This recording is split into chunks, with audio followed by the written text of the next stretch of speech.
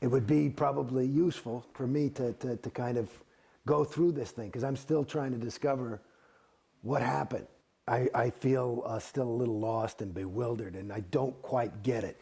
And that's a common thing for me in my life, is that like some things, I mean, just politically, like I can't get how people don't see that politician's a liar. You know what I mean? I don't get it. And so for me, if I was going to write something, the concept of the title would be how I got into Scientology and why I got out. As a little kid, I'm talking about even before I could talk, I can remember being interested in people, really interested in people. And I was pretty shiny, and everybody wanted to, you know, pick him up and all this crap, and I didn't like that.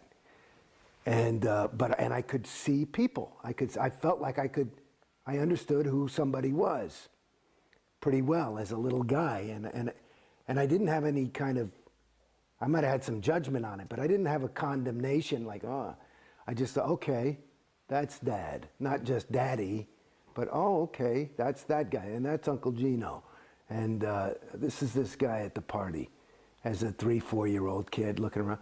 And at a certain point, I think, certainly before first grade, I became very, very interested in who am I?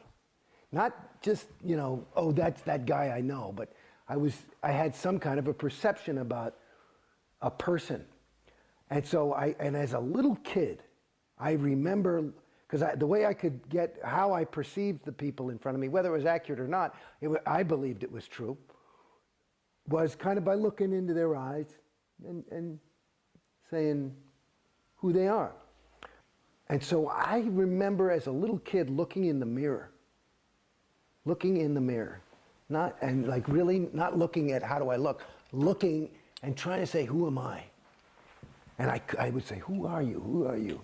You know, as a 5-6-year-old kid, I remember 8 years old, was pretty intense. And I never got it.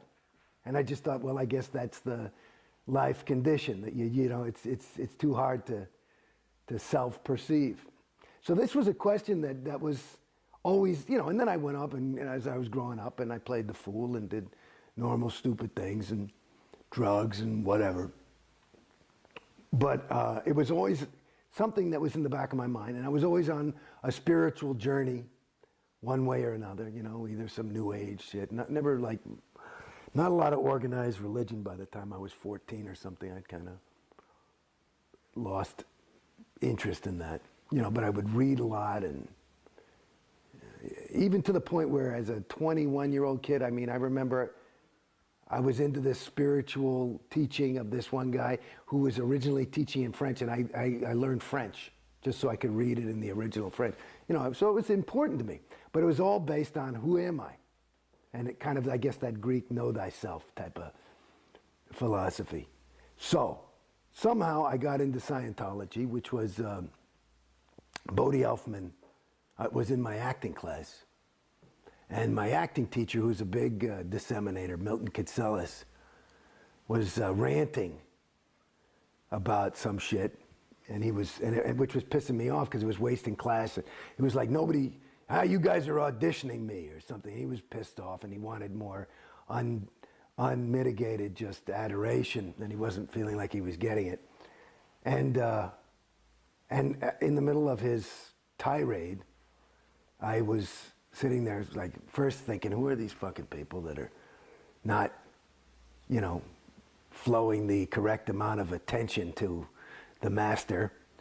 And then I looked and I said, I wonder if I am. And I said, do I trust Milton? And I said, you know what, I really don't. And that was kind of like a weird thing. I said, well, I don't. And I thought, who do I trust? I said, well, at least my parents. No, I don't trust them. And I was looking, I didn't trust anybody in the room. And then I had this realization, is I don't trust myself. And so in Scientologies, I found my ruin. I found my own ruin. And for some reason, because I thought, oh, well, let me try and trust somebody. Let me try and trust Milton, which is what he was yelling and crying about in this whole big speech. And I thought, well, I knew he was a Scientologist. So I said, Bodhi, I said, give me some book on Scientology.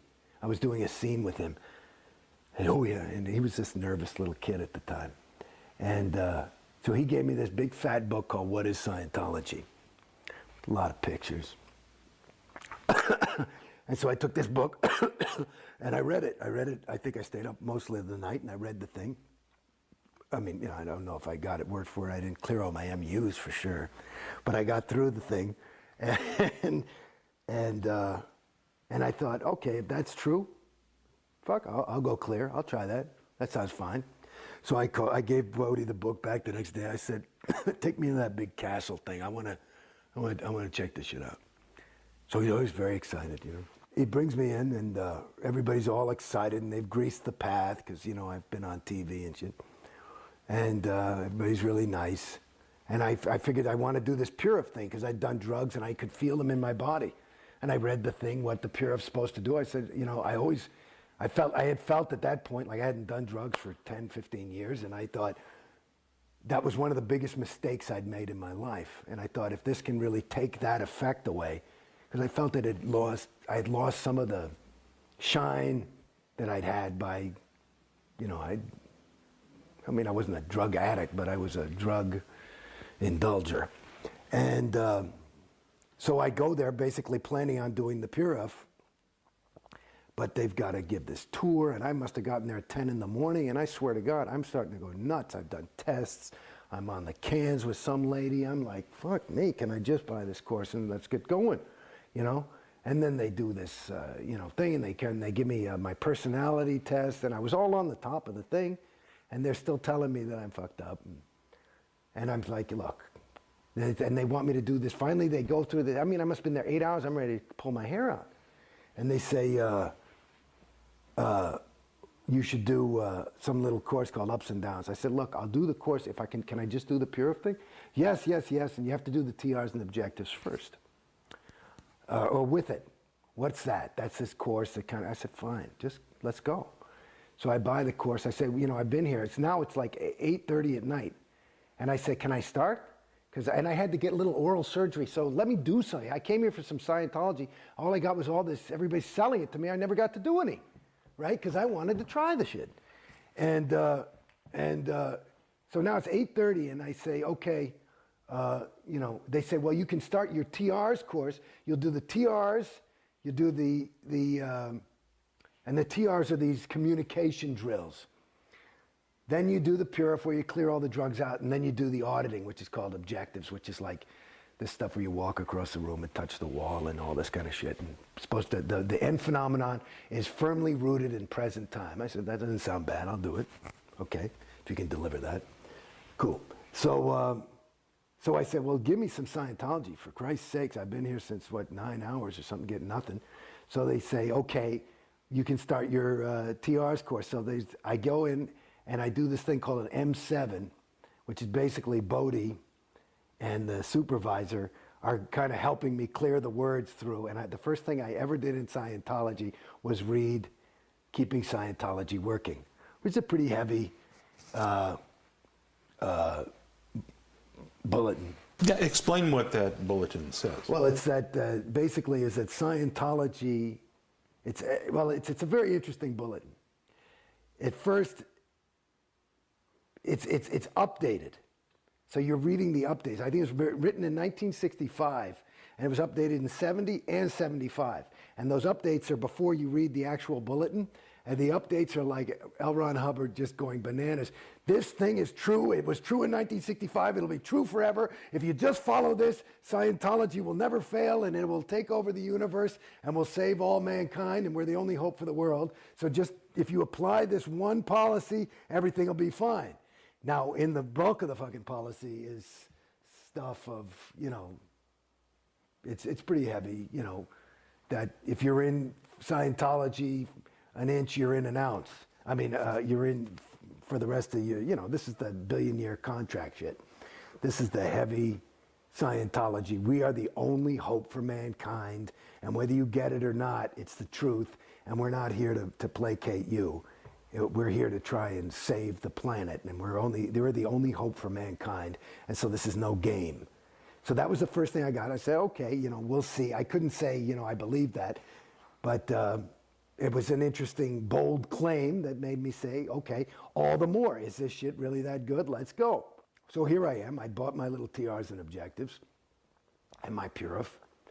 And I said to the supervisor, because now by the time I finished, that was 11 o'clock at night. And I'm like, okay, well, when do we start? You know, she said, when can you come in to start the course, to finish up? I said, you know, let's start tomorrow. I said, I could be here 7 in the morning. I said, well, we don't start till 9. I said, you know, I'm come here to do something. I've been here all day. You guys say you got a product, you want to, you know? So she came in at 8 o'clock for me.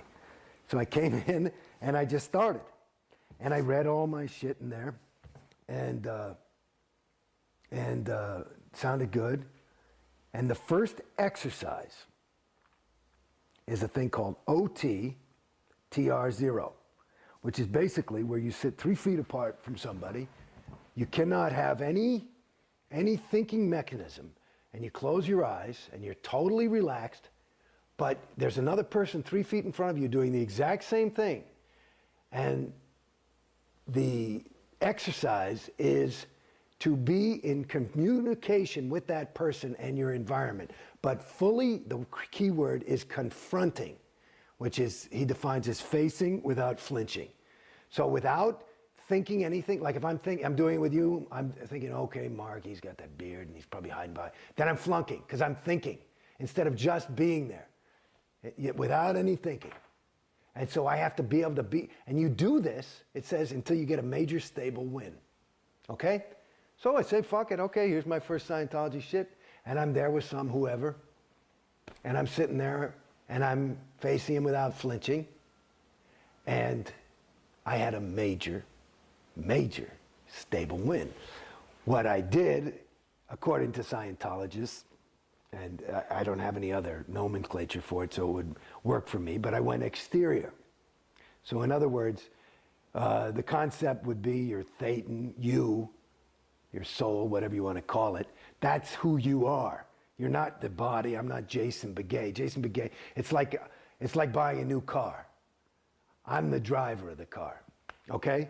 So basically, I went exterior, and to get back to the beginning of my story, I felt for the first fucking time the biggest win in my life. I knew who I was. That question that I've been asking since I was cognizant.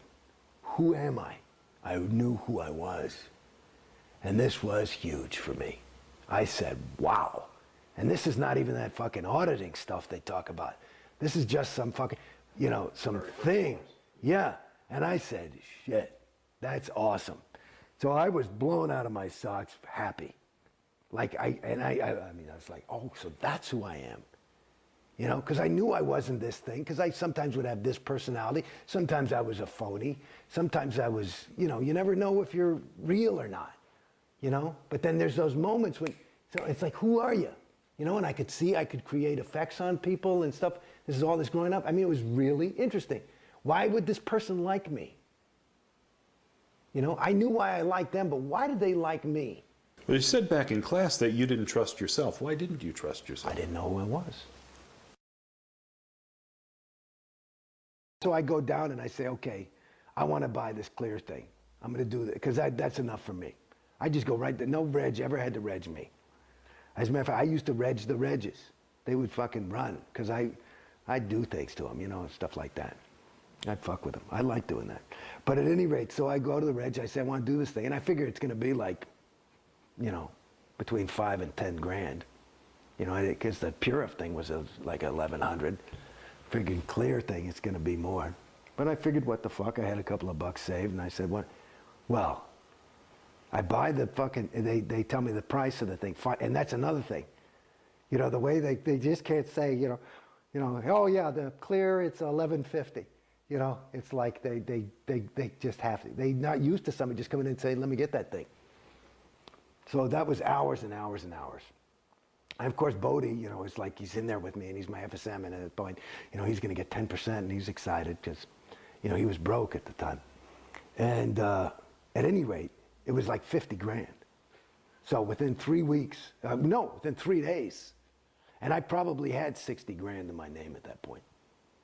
I plopped down 50. I said, let's go.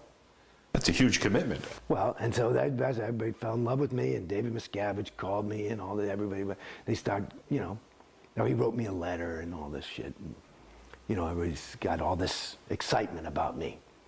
And then the other thing was that part of the reason it cost 50 grand also was because they said, training. I said, what's fucking training? And they said, you mean I can't do, I just thought you sat there, you held those cans. I'd done it in the interview, it sounded easy. I say, and if it's going to be that great, and I remember reading what clear is and all that, sounds pretty fucking good. And all I'd done is sat there and I knew who I was. That's all I'd ever, which probably the biggest win I had in Scientology was on that first day. At any rate, so I go to, they sell the training. I said, what's that? Well, you learn to be an auditor. I said, listen, I'm an actor, I'm not an auditor. That's cool. Blah, blah, blah. And they're trying to get me to do this thing and buy a fucking e-meter. And I, 3,000 watt for that fucking thing? It looks like a fucking transistor radio. And, but I'm like, oh man, okay. But I trust them. I figure, because they're delivering a thing. These are good people. You know what I mean? And I'm also looking at these people, and it's these decent people. They're decent, and I'm trusting. So, and they are. And so they sell me the training. They tell me, finally, the only reason I bought the training, they said it's half the wins. Oh, so in order to get the wins of the auditing and really going clear, you have to be trained. I said, well, then give me the training package. So I bought a class 5 training package because they said you had to be trained as trained as you're clear. And I said, what's a clear guy? So a class 5. Now, you should know that a lot of people fall for this sales thing. And there is probably, I would guess, my guess is conservatively is there is probably $500 million, is my guess off the top of my head, of unused training that has been bought. People buy it, but they can't confront it. They can't face it without flinching. Okay? Me, I'm a class 5 auditor. I fucking did it. I liked it. I thought it was cool. I actually got a lot of wins out of that shit. So that was part of another reason why people liked me, because I was actually doing it. I didn't mind going on. I would quit. I'd say, I don't want to go on that audition. I'm going on course. I was here to go clear. I figured I can do this in about 5-6 months. What the fuck, Let's go. And I basically did that. I'd stop to do a little bit of stuff to pay the rent, but basically I was in the org from 8 in the morning. I had my own auditor, and she just audited me all day. I got all the other PCs off her fucking line, and I just went clear. Well, I actually went through my grades. It turned out I was a past life clear. That's why I was so able. And well, explain what that concept is of past life clear. Well, what is that? Oh, dear God. Past life clear. Well, in other words, I was born in 1960. Scientology was developed in 1952, but the LRH was doing Dianetics.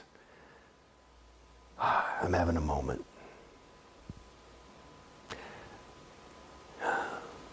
See, this is part of the moments of coming out of Scientology, for me at least. I think it might be something common to a lot of people, but there are moments where you just feel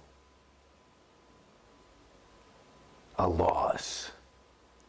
And it's not a loss of, I miss Scientology by any stretch. It's a loss.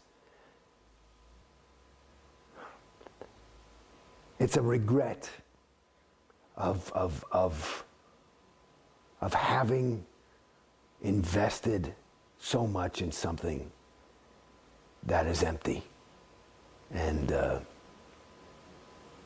so there are these moments, I just had one, where you just go, whew.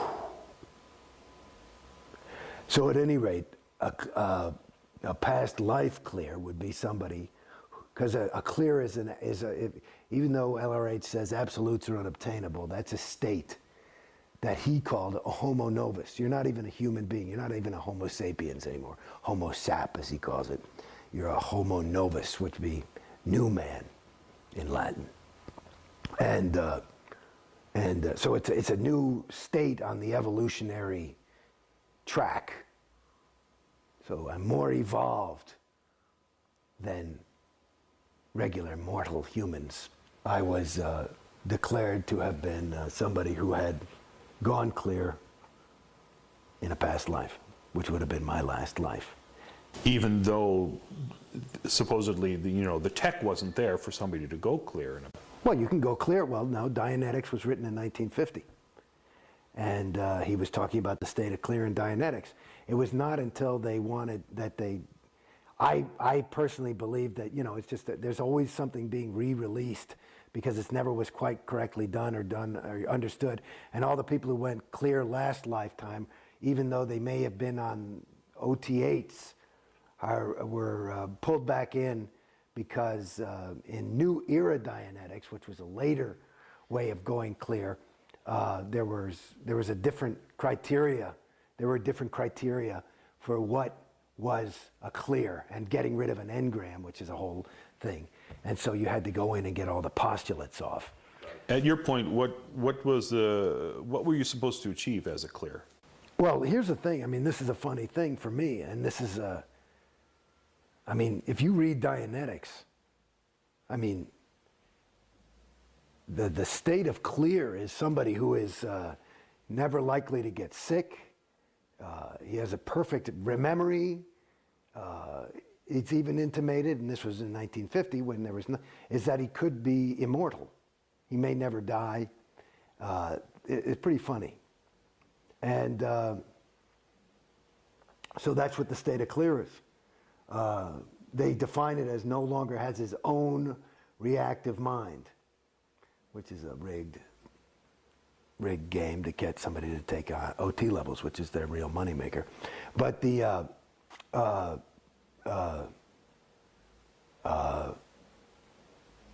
what? Oh, so I don't know. So clear. So, but like I said, There's a guy on the internet apparently who's saying, I'll give you $1 million if you can demonstrate OT. I'll give $1 million to anybody who can demonstrate clear. There's no fucking clear. There's no clear. There's no clear. Just looking in Dianetics, there's no clear. Clear is basically, what are you kidding me? Clear. So I was like, if I get this, that's what I was going for. It's too good to be true. And that's basically it. That goes back to that feeling of loss, is because, you know what it is? I'm sorry to say. See, and I'm actually realizing something for myself right now, because this is cathartic in a way for me, but it's the same feeling. That loss is the feeling that I got. Like, I'm no stupid guy. I grew up in New York City, and I never got mugged. I know, and I've been through some serious bad neighborhoods. But I remember one time I was living on my own down in the village, and I saw this guy running across the street, and he had like a VCR. This is back when VCRs were a new thing, like a plasma TV or something. And he's like, he'd obviously stolen the thing, and he's like, hey, you can have this for $50, right? And I bought it, took it home, and it was full of bricks and shit, and I was I got conned. And that's the feeling of loss. Because it actually, going back, you're asking me about clear, it's a con. It's a con. And like any, and it's an interesting, this is way segueing, but this is something I don't know if it'll be, it's interesting, is that, there's a book that LRH wrote called The History of Man. And he talks about a lot of these traps that can catch a thetan, which is something that has no matter any space, time, or location, but it can catch a thetan. But he's got interest and curiosity, right? And so there's these things called theta traps, and so and the best theta traps are ones that the thetan runs on autopilot. Like if I'm trying to enslave somebody, the last thing I want to do is have to worry about fucking, keeping the key and the lock and the best traps, you get a guy to just keep himself in jail, right? And that's what Scientology does. You just keep yourself in jail. And that that's it. It's a perfect theta trap, because you believe it, and you are investing your time and your money, and so it's, you can't be a fool. That's too much to confront, When you were a kid, you were saying you were able to look at your dad or your uncle and you could really perceive them and understand them and know them. Yeah. When you looked around at the people in the org and you trusted them, do you think there was a misperception there, or were you? Well, I tell you, I got to be honest, is that the more I got in, the stupider I got. That's as I get out, that's my perception. The less, I mean, Christ, you don't even ask questions. I mean, that's what I was trying to remember the other day, that I was going to say that I had forgotten. Like this thing, I got into, they made me as commissioner of CCHR. I'm talking to Tory. And the CCHR is? Because Citizens Commission on Human Rights is a way to try and destroy psychiatry and psychology. And I was like, fine, I don't give a shit. And so, you know, they put my name on their stationery. Fine, it got me out of an ethics cycle or something. So I said, okay. And, but I would go, and I always had questions, you know, because I would, you know, even L. Ron Hubbard, you know, he would always call the psychs, and he would rail about them and how terrible they are, and they're the sole course of destruction. But he would never, I kept saying, you know, his own technology says that's a generalization, the psychs. Who? Psychs on the whole track. That means all psychiatrists for billions of years in the history of theta. You know, it's like, it's so general, and that would be that's a characteristic of a suppressive person, is one who speaks in generalities. And another one is somebody, a person who has overts, which are sins or crimes committed, is somebody who's, you know, antagonistic or angry. And he seemed very antagonistic and angry about psychs. So I was thinking he must have, you know, overts on him, and he's speaking about them in generalities. But the thing about it, I was thinking about that I went over to CCHR and got tours ad infinitum by the directors, this woman, Jan Eastgate, and I would ask questions and she'd write me up in ethics chits and shit, and I said, fine, yeah, I got the question, I don't fucking know. But I would say, if you want me to represent Scientology's viewpoint, and you go to their museum, it's all the psychs are bad, the psychs are bad, this is a bad thing, and Hitler, and they're responsible for child pornography and rape, and it's all the psychs. And I say, okay, that's their viewpoint. I say, but if I'm going to get into a discussion, you know, if you want to prepare me to be a spokesman for this shit, I got to know the other side. So, and I kept asking, can you give me the other side? And they won't give it to you. And every time I would push it, I'd be like, honey, there's no way to get into the argument. You know, they're not, if it's all this is true, there wouldn't be anything. I got to know their viewpoint. How am I going to win the argument? You know what I mean? And they wouldn't give me the viewpoint. And it was like, and then they started to write me up because I'm doubting. I'm not saying I'm doubting or nothing. I'm just waiting for the data, which is this whole big thing about learning how to think correctly is this other course called the Data Series. And basically you have to get all the data. They won't give you any fucking data on certain things. And especially about this. There's nothing written in all the tomes of Scientology about psychiatry. Nothing other than the psychs are responsible for all your sexual problems because they implanted you as a thetan 10 years ago. And I realized that on my research of OT10. Oh, well, then it must be true because LRH says it's so. I mean, it's really, you see how at a certain point you get conned. And I was saying, where's the fucking data? I'd say to everybody. And they'd show you, and nobody's allowed to tell you anything. So they pull out a reference. They always pull out this fucking reference called pain and sex. And there's like, he's talking about pain and sex are these things that are really just dogging people and bothering them. And it's a really difficult thing that we're trying to help you with in Scientology. And basically, there's maybe 2 sentences in there where LRH says, through my research on the whole track of OT something or other, I've just discovered that this is all because of psychs. And that's the reference they tell you to prove that the fucking Hitler and rape is a thing. And I'm like, honey, that doesn't quite handle it, you know, but they don't get it. Now, I look at this as an outsider, and to me, and I don't have a vast knowledge of this, but it seems like the psychiatric field sprung forth in the 1800s, or not, you know, thousands of years ago or millions of years ago. How are there psychs on the whole track because if there weren't psychs? No, well, because now the latest, these are the evil people. These are the evil beings, actually. These are the evil beings.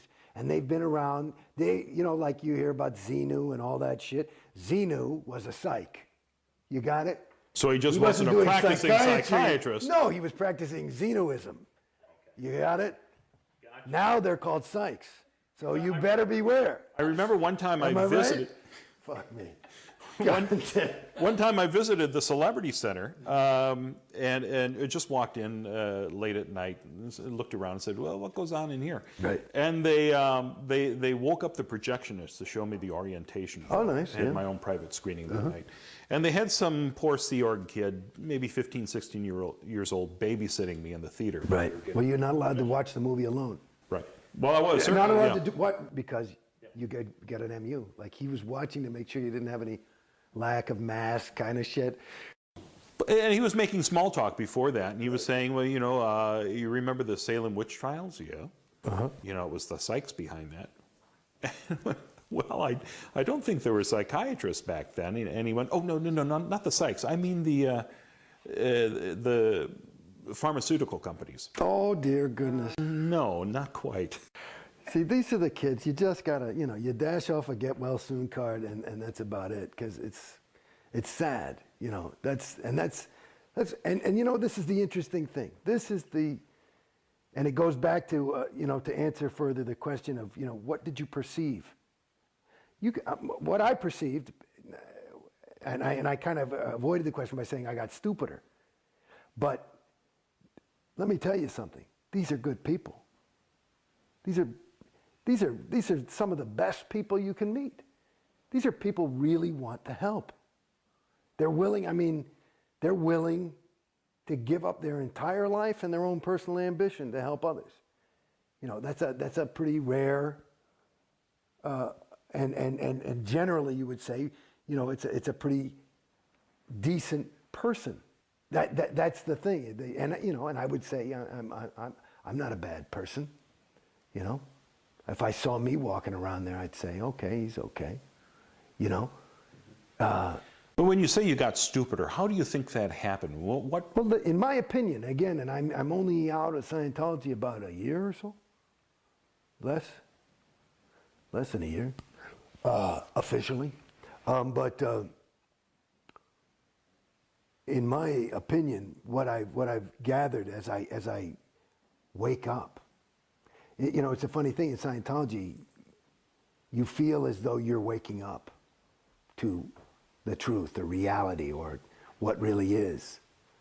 But what you're doing is waking up to the reality of Scientology, which is that, not the actual, the reality, which is the agreed upon universe of what is.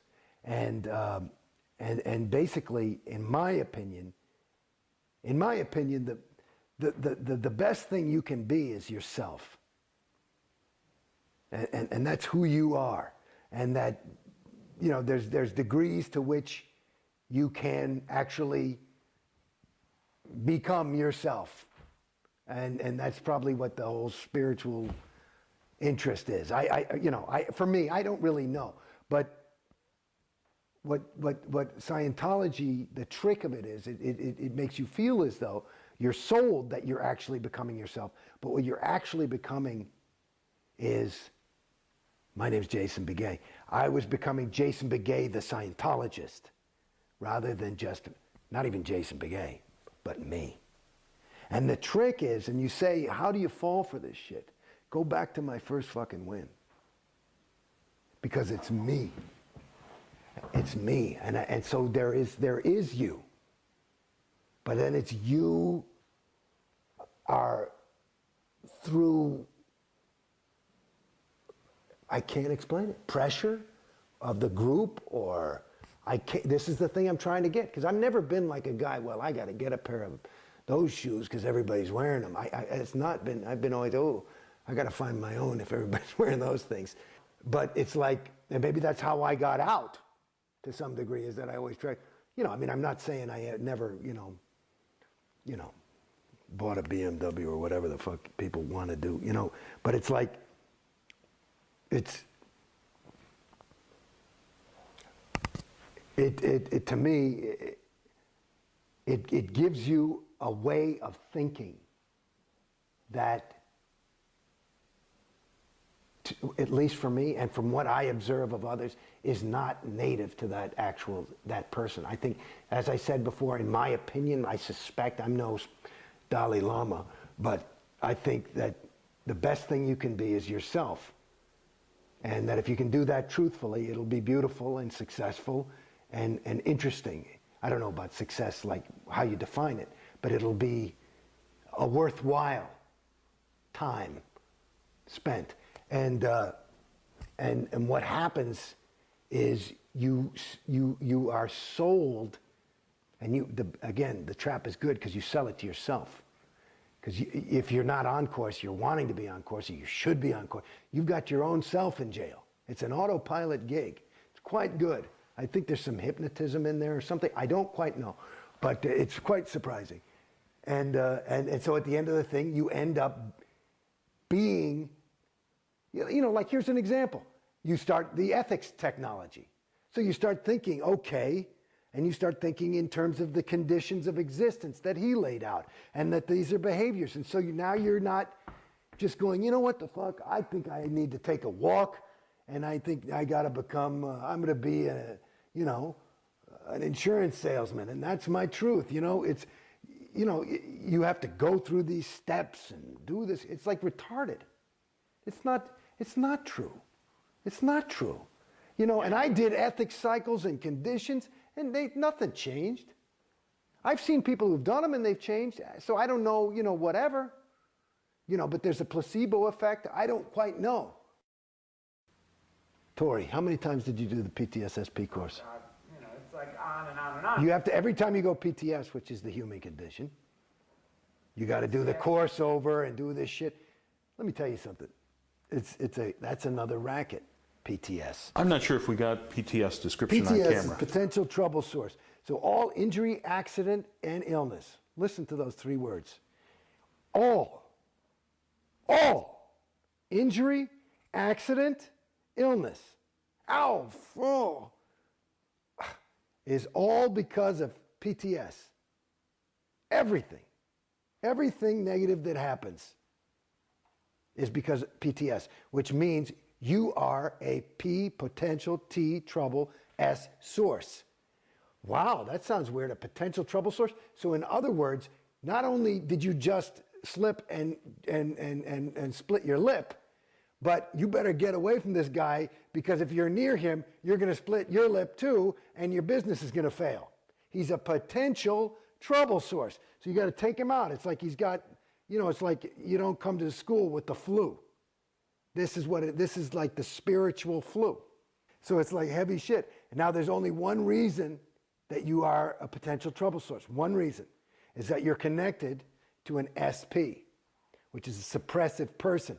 Now this is the 2.5% of awful people like Tori who are fucking it up for the rest of us, good people.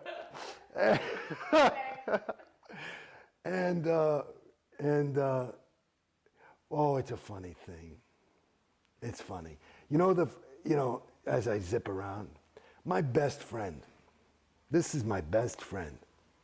I mean, this is a guy that I was, in 9th grade, I met this guy. And I saw this guy, came to my school in 9th grade, and I saw this guy, and I was a gregarious kind of kid, and he was new. And I saw him, and I said, you know something? You and I are going to be friends. I think that's the first thing I ever said to him. And I was right. He's a big famous actor now. And an amazing guy, David Duchovny. And David, my best friend, I mean, I'm talking about a friend, our relationship was adversely affected by my being in Scientology. He was very cool, but he wasn't into it. He was happy for me. He never gave me any fucking thing about it, But, and I think his wife you know, I perceived that, you know, she was a little bit more like that. At any rate, and they were right. But, you know, and then everybody in Scientology, not everybody, that's a generalization. I'll give you people. Marty Rathbun, Susan Watson, Dave Pettit, a couple of RTC terminals people said, well, he's a 1-1 SP. Okay? In other words, trying to destroy my relationship with him, and it affected our relationship. 1-1 is a definition is covertly hostile. Hey man, I'm your friend. I really am. You fuck. You know, that's covertly hospital. Covertly hospital. And so one of the first things I did, I mean, you know, we'd stay in communication, but the further I got in, like that, and that's a loss, you know, let alone my family. You know, who know about my family, you know, shit, they don't fuck with me or anything, you know, but I've never been closer than now that I'm out, you know, because they weren't into it. Everybody was totally respectful of me. Nobody ever said, you know, my mother said one thing once, you know, I just don't think it, you know, allows for the grace of God or something. That was the all, something, you know, because she's a big Christian thing. Of course, I whipped out the whiz book and I gave her the right answer and handled her. You know, but the thing with Dave, this is just the other thing when I was thinking about I was laughing is as I got out, when I got out, one of the first people I went to go see was David. And, you know, his whole family was out of town and I was just moving here and now we live in the same city. And so I went over to his house and, you know, we're just walking around. And we talked about it a little bit, just a little bit, you know, because I just said, oh, by the way. You know, I said, oh, okay. So we started to talk a little bit about, like, you know, OT levels and stuff like that, you know. And, you know, he doesn't watch South Park or whatever the fuck, but, you know, he doesn't know this whole... So, you know, what is that? You know, what is the, you know, what were you into? Why, what is the OT? Or, you know, or so, I don't know what, if he asked the question, but somehow I went and I explained to him. And here I am, you know, just kind of basically, it just walked out the door. And it did so much for me, but I started to explain to him the story of Xenu and the loyal officers. And I tell you, fuck me. I mean, I couldn't get a third of the way through the story, and we had our faces on the floor. We were laughing so hard. I mean, you couldn't even talk. It was just, because it's retarded. It's insane. It's what was funny. your reaction, though, when you saw the packet with the info? How did you react? Well, that's the other thing. I got to say, I mean, like I had told you earlier, I had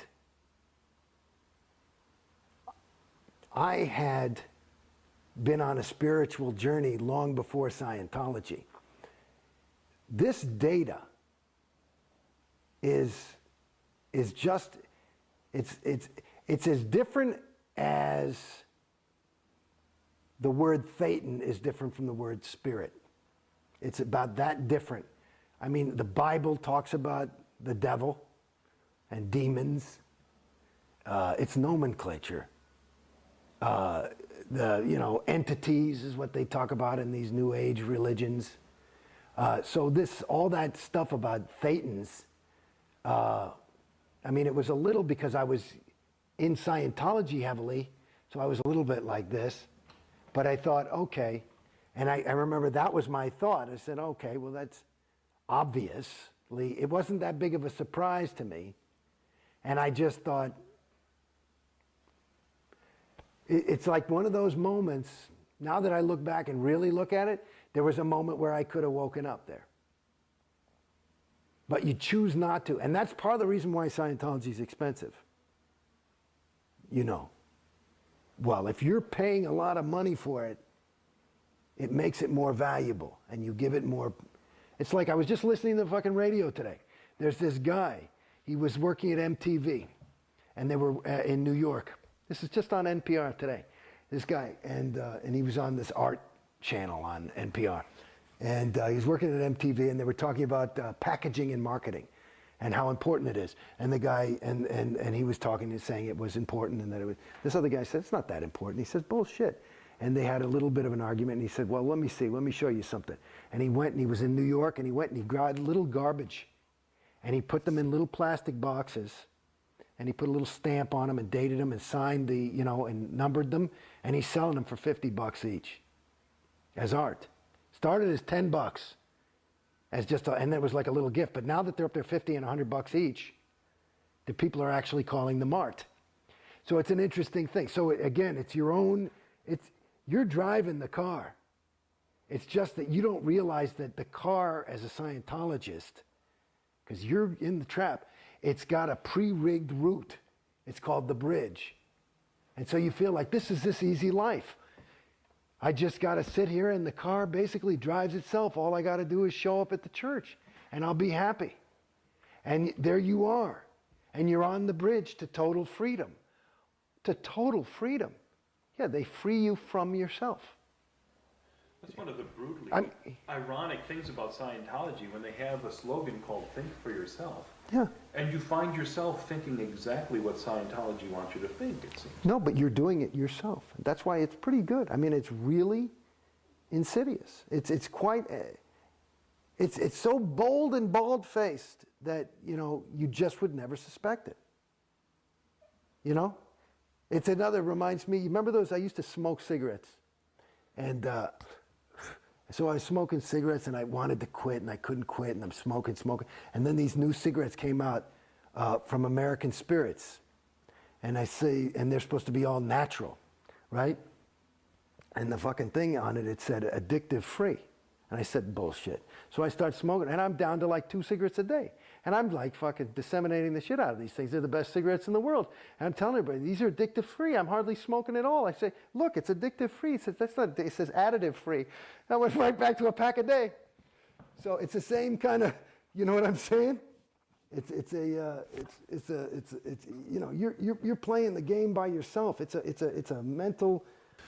Well, I don't think it's fair to say by yourself, because it seems like this entire structure of Scientology has been built to funnel you onto the bridge and keep you on the bridge. Yes, yes, and those people that I suspect, again, I'm not an expert, and this is some of the things. This is one of the things that I can't fully confront yet. I can say that, in my opinion, that the lion's share, at least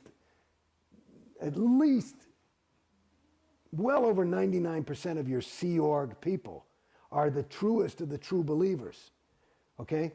So they are really there they're trying to help you, and they'll not take no for an answer. It's like, you know, your son wants to touch the stove, and, you know, you're willing to physically stop him, even though he's sure that he wants to see that beautiful blue thing that's dancing there and touch it, right? And maybe even put his hair in it or something, you know what I mean? He doesn't know what fire is. They are willing to give their lives practically to keep you on the bridge, because this is for your own good. So, but they are doing it. That's just one individual, and that individual is doing his job. There's not a lot of them that need to be told to get up in the morning. They're on autopilot too, but the whole group is, it becomes, you know, this living, breathing thing. And the thing that I haven't quite confronted is, I can't quite see what the fuck anybody gets out of it. Like, you know, is COB, does he want $300 million? Is that what it is? Does he want $1 billion? And COB is David Miscavige. I mean, is that it? Is it just his power hard on? Is, you know, or is it just insanity? You know, I mean, I wonder, is LRH, was he just crazy? You know, there are people, maybe he was an SP, you know, whatever. But I don't know. I mean, the jury's out for me. I haven't, like I said, I can't confirm. I don't see what the fucking, like, if I wanted money, I know for me, if I wanted $1 billion or something like that, I couldn't do that. That wouldn't be a way for me to, you see what I'm saying? I couldn't do it. I'd probably kill myself. You know what I mean? I just couldn't live with myself like that. I certainly couldn't look my son in the eye. You know what I mean? But that's me. And maybe that's me, PTS. Maybe I'm fucked up. Maybe that's my conscience, whatever the fuck that is. But do you see what I'm saying? I don't know. I haven't quite had that confront of truth or evil, depending on what you want. But I don't know what the fuck anybody wants out of it. Well, what's your like all this money is a big thing. Where does it go? We see recently there was a video released of Tom Cruise's birthday aboard the Free Winds, and I understand that there was 6 figures spent on the birthday party for Tom, and that's parishioners' money going to keep Tom Cruise happy. Well, they figure that's worth it. According to him, he brings in just him being Tom Cruise. Per their viewpoint, he probably brings in $100,000 a day for this church in terms of interest and positive public relations, and so 6 figures ain't dick. Right. It's certainly, you could throw a party for him every day and it wouldn't really put a dent in their bank account. So I don't know what a party, people like to get mad at COs who take these big things, and Tom Cruise is party, and there was the fucking Free Winds is, let me tell you, is a flea bag. I mean, it's not a fucking nice boat, I mean, I've been on that thing. I got seasick every time. So. But speaking of Tom Cruise, you were talking earlier about your identity being stripped and being replaced with that of Scientologist, and certainly you can see that in Tom Cruise and in the recent videotape that was released. Yeah, but I would suspect that that's what's happened, and he was off for a while, and he's in gung-ho. I'm sure he went through a big ethics cycle and woke up, because he probably had some trouble with his wife and he found his ruin. I think it's probably, I would just, maybe he has trouble with girls or something like that. That might be his whatever. I don't know. Anyway, he's. But at any rate, he seems like the ideal of what a Scientologist should be. I mean, dedicated. Well, I was in there. COB called me the poster boy for Scientology. I was as gung-ho as you could get. How did it turn around for you? Why did you start to doubt? Well, it not only didn't work anymore, the more auditing I did, which I was more and more encouraged to do, the worse I got. I was starting to go fucking crazy. And it was fucking me up. How far up the bridge did you go? I'm a Class 5, OT5. I've done all my L's. Done a lot of, what do you call those fucking things? All those other courses, data series things, and blah, blah, blah. One of the things, what's interesting to me? There was a big thing about maybe 2 years ago, or a year and a half ago, that everybody wanted you to listen to your congresses, which is a Congress was this, meeting that LRH had starting in early 60s, and he would get a group of people together and he would give a series of lectures on X. And usually it all really had to do with clearing, because all the congresses were having to do with clearing. And well, let me give you, remember that I'm talking about the congresses. I'm going to give you the unabridged version. Is that okay? Sure. You sure? Yeah, time. Okay.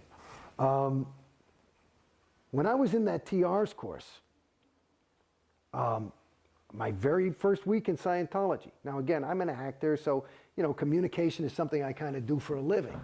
And that's a whole course about communication. So I felt like I'm pretty good at this naturally.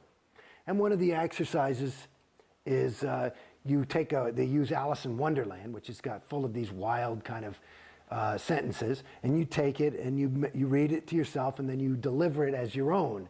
That's a TR1. TR2 is properly acknowledge somebody. So they say off with your head and you say thank you to make sure they know it and end it, and there's all these other things. Now, here I was doing this TR, happened to be TR2, and somebody said off with your head, and I said, my God, and they flunked me. And I said, why? And they said, because you're showing, it's supposed to be just thank you good, whatever. I said, no, read the fucking thing. It says appropriate acknowledgement. If somebody says off with your head, why do you think he chose Alice in Wonderland? And they bring the head technical person in the fucking place, and they're all invalidating the shit out of me, and I'm sticking to my guns. I finally am crying. I said, you guys are fucking wrong. Who the fuck talks like that? Thank you. I got it. Okay. Good. Wow. That would be way too much. Wow. Okay? I totally duplicate that. This is the way you're supposed to talk. I'm really talking to you. But do you see how I'm not? So it's there. This is perfect in terms of their idea. All right, I got it. Okay, so that was good TRs, wasn't excellent. Excellent TRs is more like this. You know, you're really conversational, but I'm not moving, and I'm really looking at you, and I'm ready for everything. And I don't blink, and I'm not really, your eyes stink. Okay? So it's that kind of fucking deal. Some gum wore Sue up. Anyway, that's just a private joke. Okay. You know that one, right? Anyway, Mu Gu Gai Pan. These are words that just, you can talk gibberish in Scientology to help you learn your TRs. And one of the things written down is some gum wore Sue up. That's not a sentence. That's like written like Chinese, S-U-M. Anyway, so at any rate, so I'm in there and I'm fucking crying and shit and like blah, blah, blah. So finally I stop and I toe the line and I'm like, thank you, okay, good, you know? And then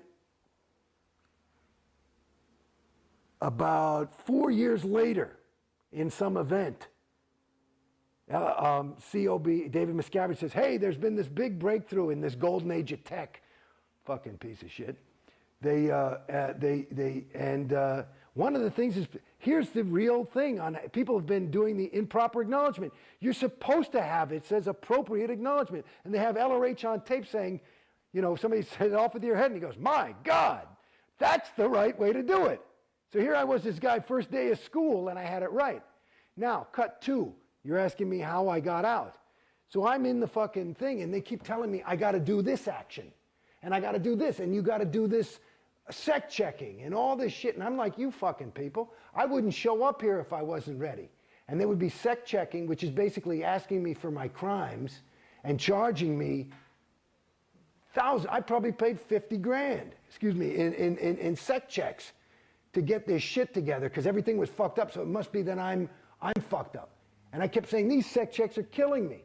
And this is the standard tech now, this is the golden age of tech. And I finally just said, you know something, motherfuckers?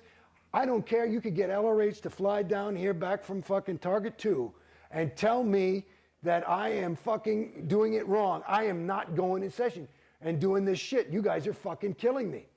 I am here to tell you, you're fucking me up.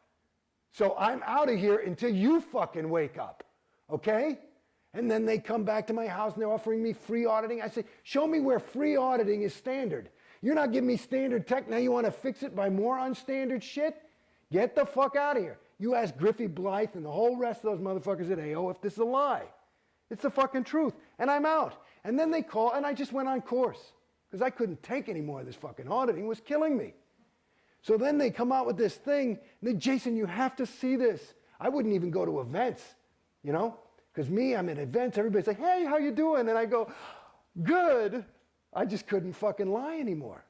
I'm ready to fucking die, you know? And I told him, I'm not going. I can't participate. Because my role was like Jason Beghe. I couldn't be like, yeah, well, I'll tell you the truth, I'm fucked up. I hate OT5, and everything's going fucking shitty, and it's fucking not working, and it's costing me a shitload of money, and I'm more unhappy than I've ever been in my entire fucking life. What would happen if you spoke truthfully? Well, I would tell that truth. I would talk to RTC and all these things, but it's bad PR. It's none of anybody else's business. You're not supposed to talk about your case.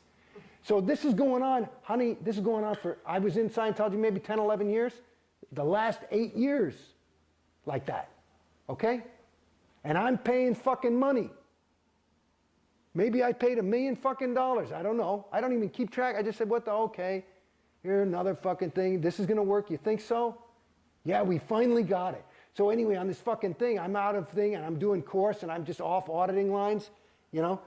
And then, you gotta see this thing, Jason, he's gonna fucking key you out. And I go in and they show me this fucking, and I'm looking at all these people who are on OT7 and they're going nuts with the sec checks too. And I'm like, this is fucking crazy.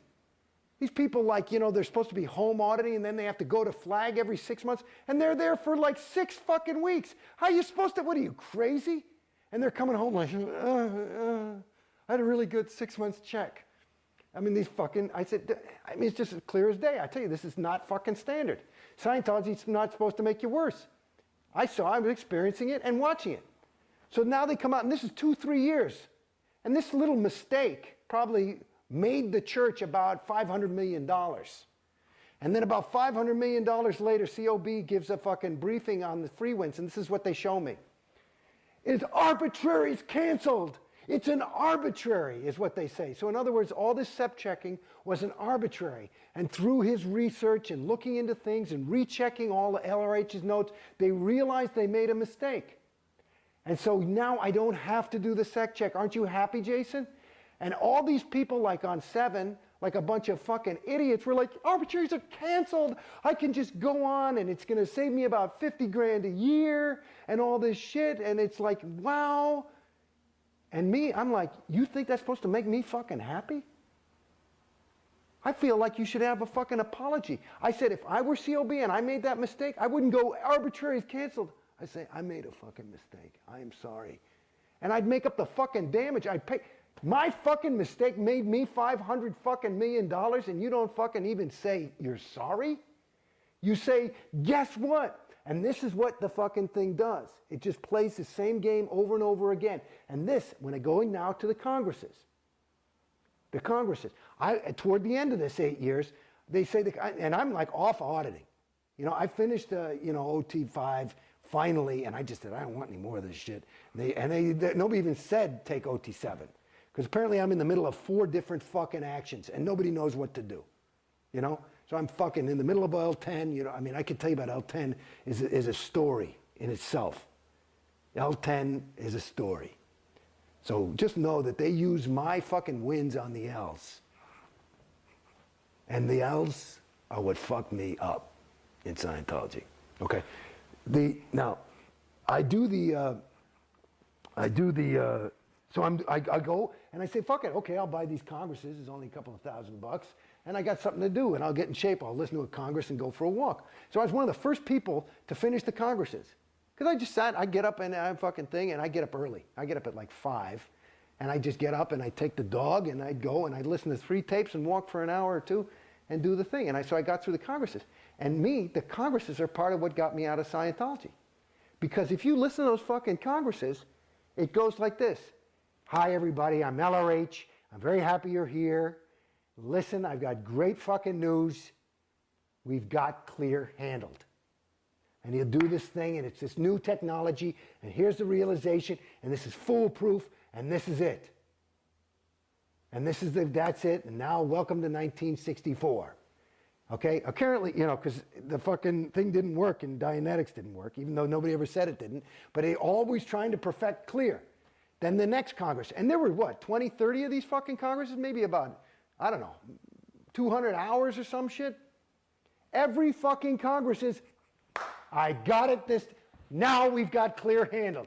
We finally got clear. And this is going on I'm listening from 1964 to like 1970, and they still haven't fucking handled clear, but they're selling you clear. And I said, what the fuck? That's exactly what they're doing to me now. I said, what the fuck? And I went back to it, and I'm talking to Dave Pettit, who's the head of CC, who now is handling my case personally.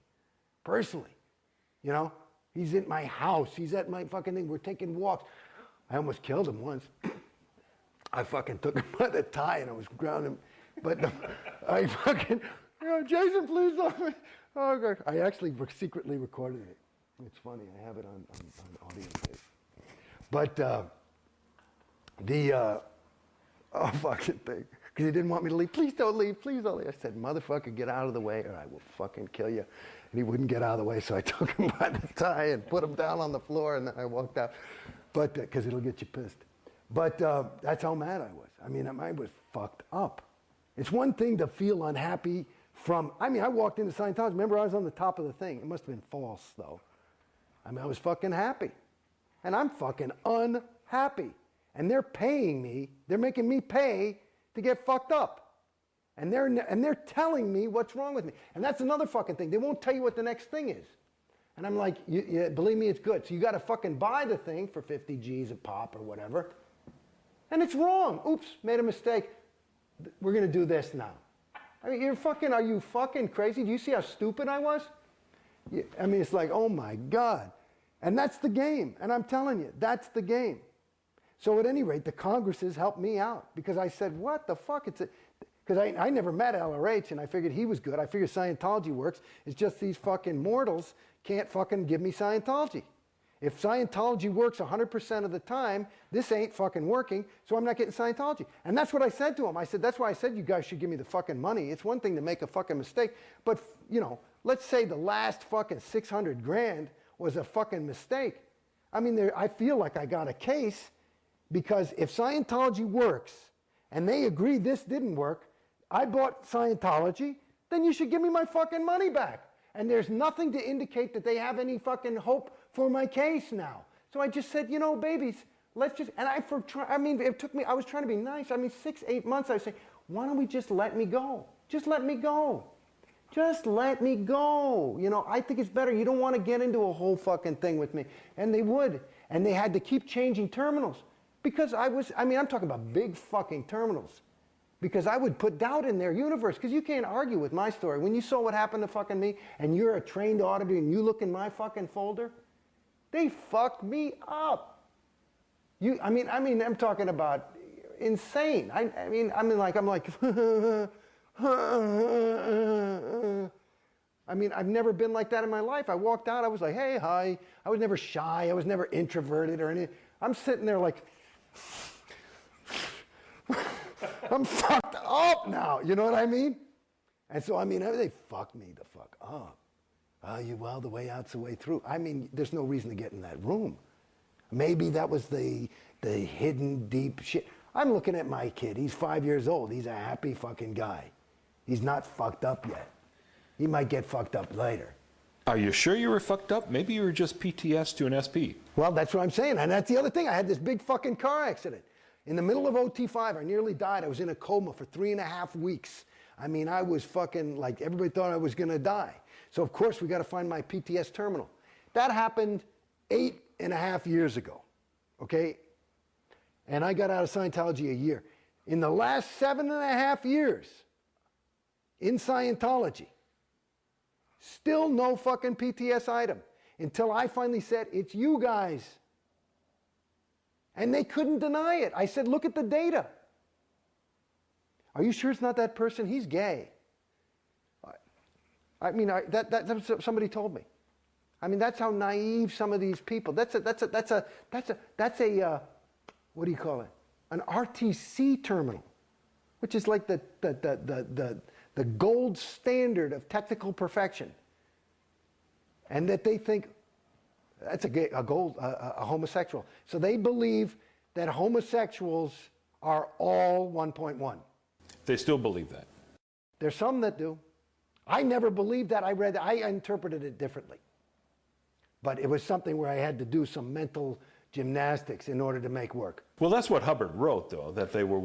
Well, it's debatable.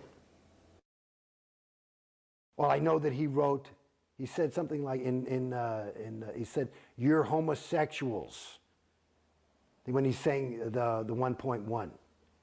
So I don't know if it's all homosexuals or what. And yet the church says that they've changed homosexuality. The church said they changed that? The church has said that they no longer, think negatively about homosexuals. Well, I've never heard the word faggot more than when I hang around people at Gold, till the point where I said, I don't like it. My brother's gay, and he sure ain't 1.1.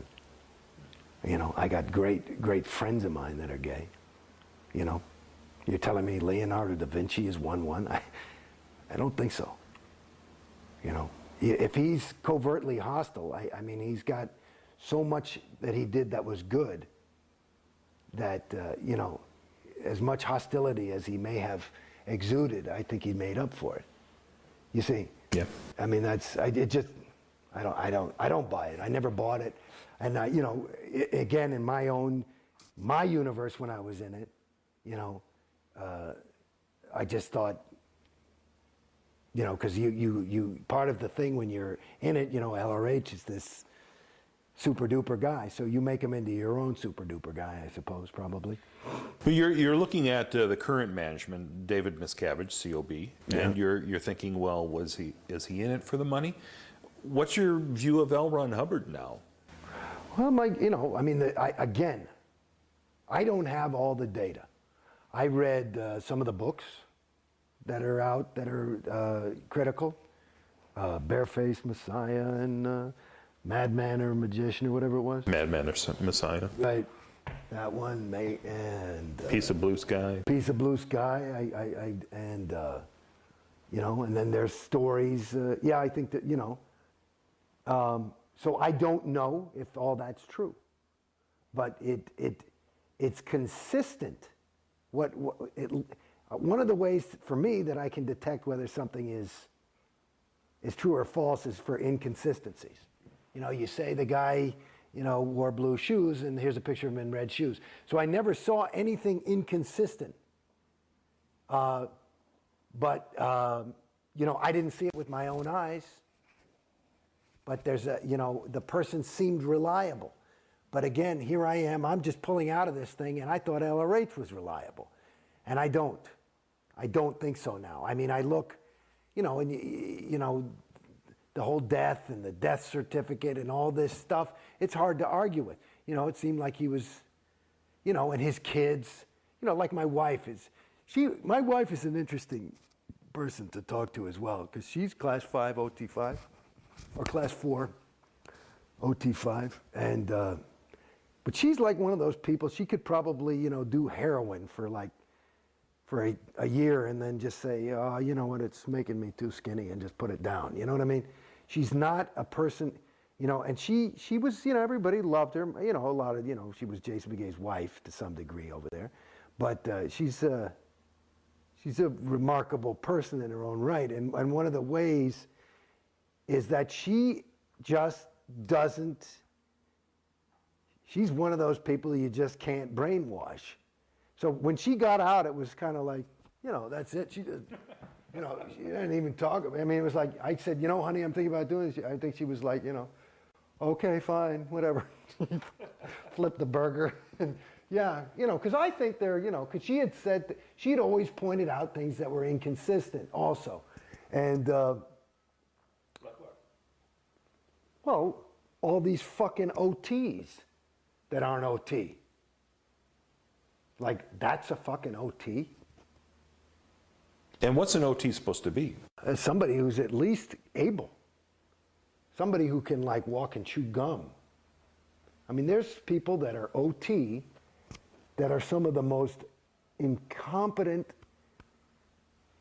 stupid people. I mean, when I say, that sounds, my definition of stupid is not, you know, necessarily, it's not, it doesn't have anything to do with data or education. It has to do with being able to say, I mean, I'm talking about people put their hand on the stove and go, hey, hey, hey, my hand's hot. My hand is hot. You know, I'm talking about that kind of stupid. I mean, and like, unreal. What's wrong with you? What's wrong with you? So that, you know, there's some real dopes that have, you know, but they have money and they're successful and they feel good about themselves because they're on 7. Well, I'm on 7 now. It's fucking great. I gotta tell you, you gotta get on 7. Yeah.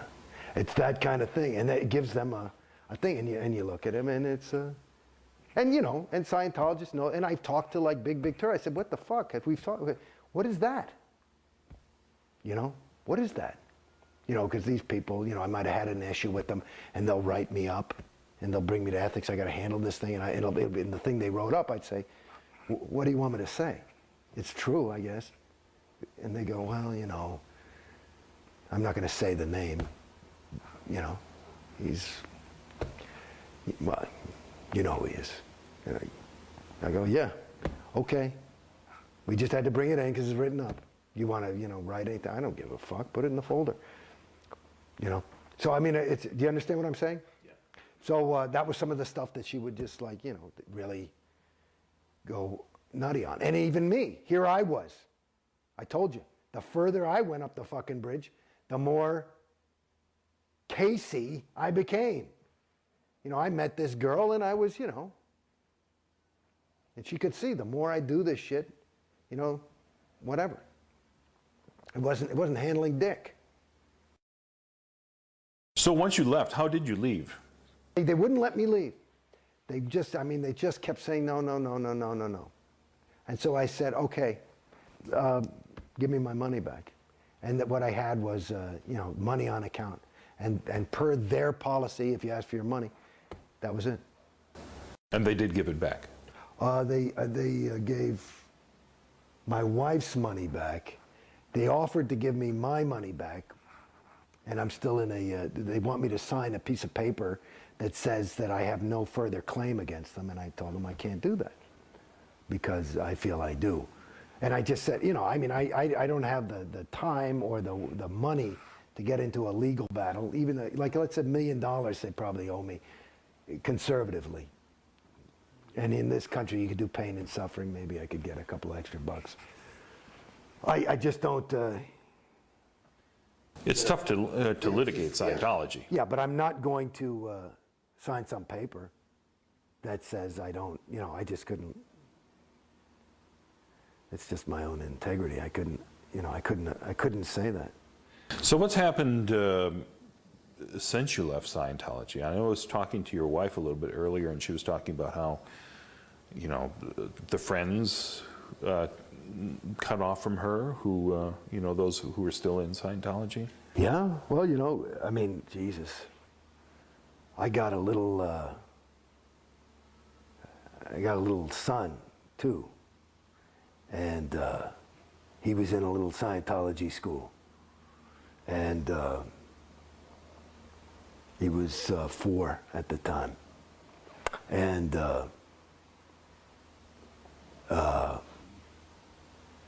no school was started. We moved. So we're in the process of moving. So it was and moving to we moved to this big property out here. It's a big different thing, and it's a long way away. And they kicked him out of school. It was the Scientology school? No, yeah, they kicked him out. So he had nothing to do, and it fucked him up. Because he had, you know, why can't I see my friends? And that was just all his friends.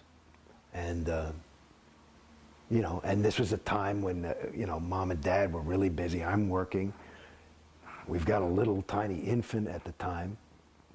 And we're moving to an enormous thing. And plus, this whole place you're in was under construction. There was a period we were in one of those Airstream type of things, you know, and nothing for him to do.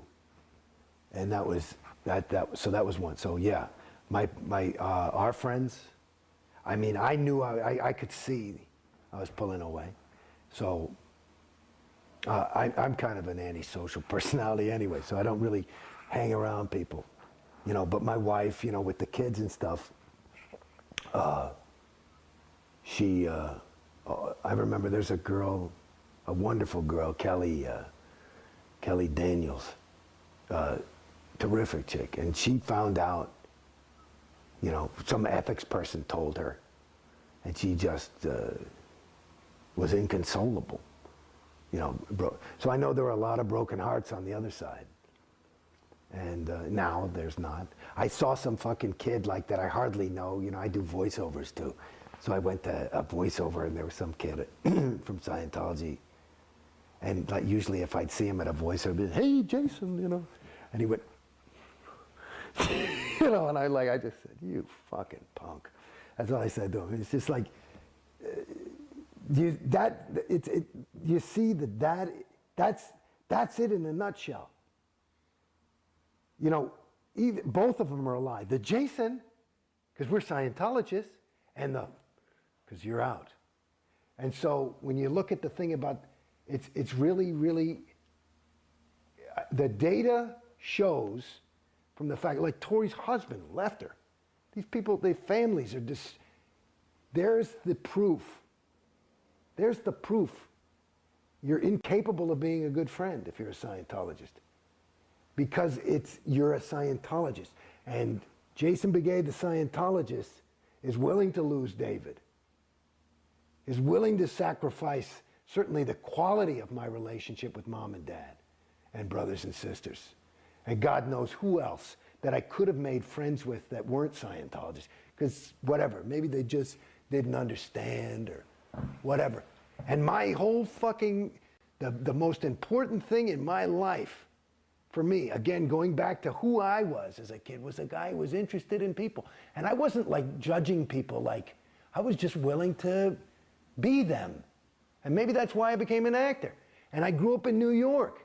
And I was like, this is people, people, people. Every day growing up, I would meet somebody. You're on the subway. And now, you know, people go to the Home Depot with me, and we go and I hang and we talk and we do a thing, and that's who I am. And to some degree, you're not able to communicate because you can't, you've got a bubble around yourself. It's this thing, and there's another way that part of the thing that made it a little bit easier for me to get out of Scientology than other people was that I would always look at the religion side. And it's like, because again, I was always interested in religion. And when they get exclusive, you gotta wonder, you know, in other words, you know, I don't have anything against anybody's religion. It's fine. But, you know, the evangelicals are the only ones going to heaven. And the Muslims are the only one going to Allah or whatever. And the Scientologists are the only people who know. I go, well, I don't think so. It doesn't make sense to me. You know, and there's an interesting story. Like one of the things that, like they said that, like one of the things that took the biggest hits on religion in this century was it fucked up a lot of people.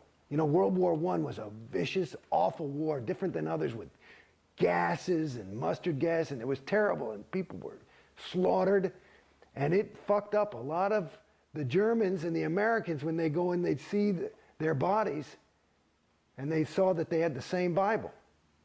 They said, whoa, I thought God was on my side. And it's the same, and it apparently, so it's like this kind of, you know, when things are bringing people further away from others and distancing them, and Scientology to the degree that I'm a different species. You're a wog, I'm a homo novus. And I'm homo novus enough to be loving of you. You see what I'm saying? That's pretty bad. You know, and then you look at that, you know, and radical Islam, you know, it's like, it's not that different. And yet Scientology says that they're not exclusive, that you can certainly be any other religion and be a Scientologist. Well, let me tell you something. I talked to many terminals about this. Because after a certain point, when I'm down on the fucking bottom, after going through this, and I've never complained about money, and I'm not rich, but I never complained about it. You never had to fucking beg me for a fucking thing. I would go in and throw down. When I was ready to do it, I'd say, let's go. And it wasn't ever, I wasn't ready because I didn't have the bread. It was, I wanted to be ready because I wanted to, if I'm gonna fucking do this thing, I'm gonna do it, you know, and I gotta be behind it. And that's where I was at as a Scientologist. I told those fucking people, because they're always talking about, you know what they're doing? You know why they need all this money? You know what their real goal is? It's to clear the planet. To clear the planet. And you know what the good news is? We only have to clear about 3/4 of it, and just the fact of our being so theta, the other quarter will just clear instantly, and the SPs will crumble. And you saw the little wicked witch when she got water thrown on her because you made a brat. That's what'll happen to the fucking SP. But I said to them, I said, because now after a while you start feeling like a fucking, hey man, this ain't like a little mistake. That cost me 50 G's. You know, and you start doing that a couple of thousand fucking times. You say, hey, I'm getting pissed. You know, that's a lot of money. Okay? And you start getting into that. And they talking about all this thing. And I say, where's the money going? Nobody ever fucking gives you an answer. And they, you know, we're trying to clear the planet. I said, babies, I want to tell you something. I got news for you. There's no fucking way. You can't fucking clear Beverly Hills with these prices. There's no fucking way.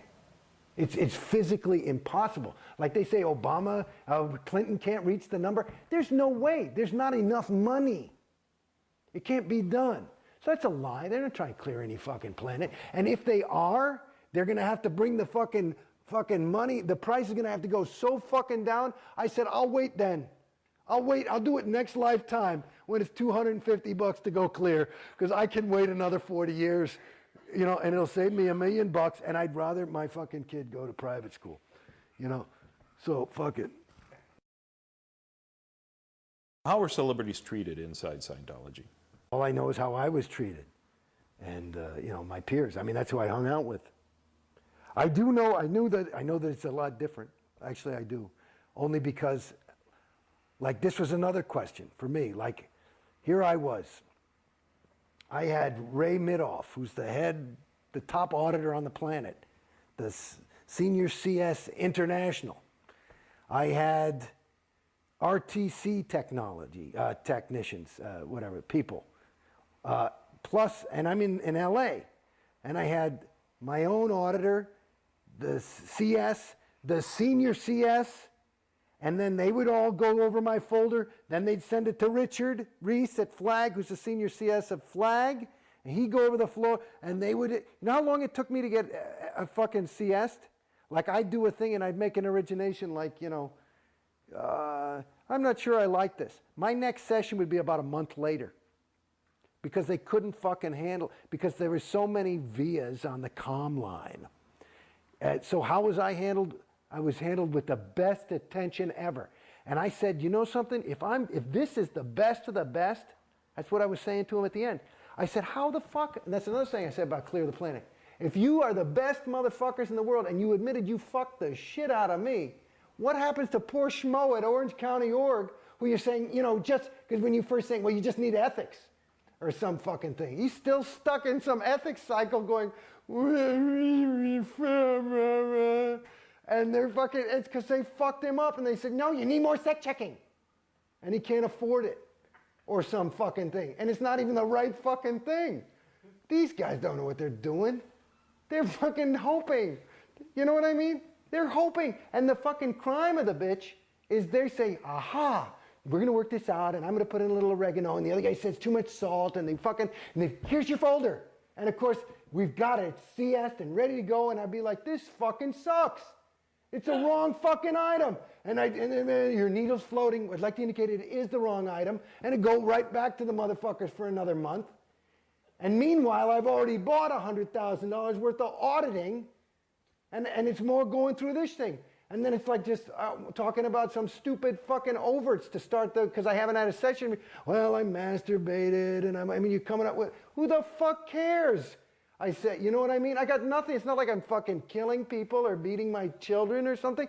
You know what I do? You know, internet porn and I don't know.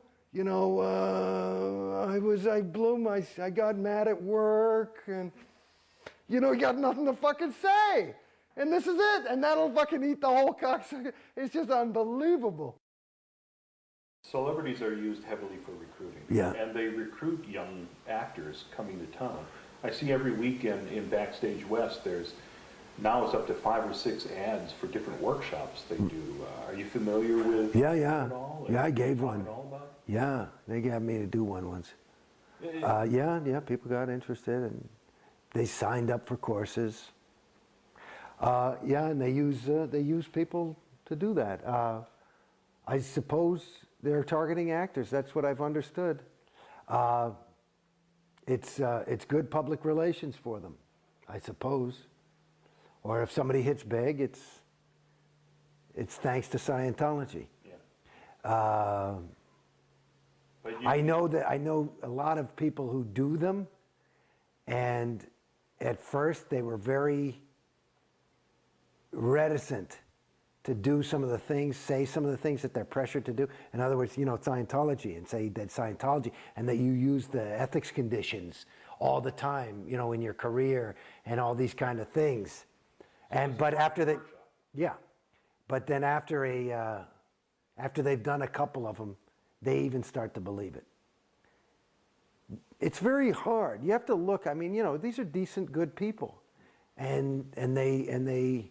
It's like, I mean, I don't want to say so many alarming things, but I mean, how do people get involved in these destructive relationships just between two people? There's a lot of people that get knocked around and come back. And, I doubt the person knocked them around on the first date. And it's, it's sad. And just looking at those celebrities, you sell a little piece of your soul when you tell that lie, but you've got it all justified that, well, it's good people and it's for the church and, I'm helping the group and and you got it thing. But I'm telling you, that you're full of it a little bit. And that if you really look at it, it's okay. And like in any other universe, if that came up in session, it would be an overt. But not there. Because you're doing it. Because they've got the whole thing, this whole hard sell and all this thing. And what they, do to recruit. Shit, actors is one thing. What about the little children they get into the Sea Organization? Billion-year contracts, Yeah, what's your reaction to the Sea Org and the way that Sea Org members are treated as opposed to the celebrity clientele? Are you aware of some of the things that happen to Sea Org members? Well, I've heard things, and they seem quite plausible. I have never seen anybody been abused. I've seen